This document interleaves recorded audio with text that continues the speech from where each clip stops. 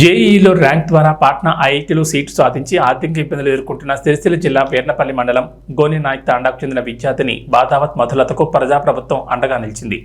ఐఐటీకి వెళ్లలేక మేకల కాపరిగా అనే శీర్షికతో వార్తాపత్రికల్లో వచ్చిన కథనంపై స్పందించిన ముఖ్యమంత్రి రేవంత్ రెడ్డి ఆ పేదింటి చదువుల తల్లికి తక్షణమే సహాయం అందించాల్సిందిగా అధికారులను ఆదేశించారు. సీఎం ఆదేశాల మేరకు గిరిజన శాఖ అధికారులు విద్యార్థిని మధులత వివరాలు తెలుసుకుని మాట్లాడి వారి కుటుంబాన్ని బుధవారం హైదరాబాద్ తీసుకొచ్చారు.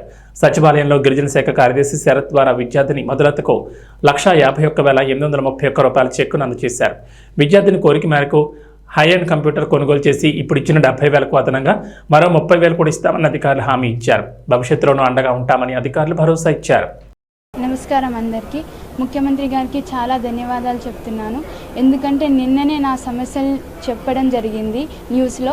ఈరోజే స్పందించి నాకు చెక్కు అందించడం చాలా ఆనందంగా ఉంది. ముఖ్యమంత్రి గారు తొందరనే స్పందించి నా సమస్యలన్నీ తీర్చి నాకు నా అన్ని అవసరాలు తీర్చారు. నా ట్యూషన్ ఫీ అన్నీ సారే చూసుకున్నారు. 5 years కోర్సు మొత్తం సారే చూసుకుందామని నాకు భరోసా ఇచ్చారు.